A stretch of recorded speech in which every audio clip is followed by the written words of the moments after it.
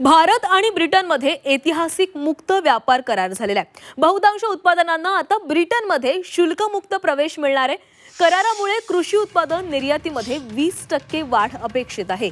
हापूस, फणस, द्राक्ष निर्यातीला याचा मोठा फायदा होणार आहे। देशात जॅग्वार, लँड रोवर सारख्या कारही स्वस्त होणार आहेत। 3 वर्षांहून अधिक काळ चाललेली खलबतं, ब्रिटनमधील अनेक सत्तांतर आणि प्रदीर्घ वाटाघाटीनंतर भारत आणि ब्रिटनमध्ये ऐतिहासिक मुक्त करार झालेला आहे।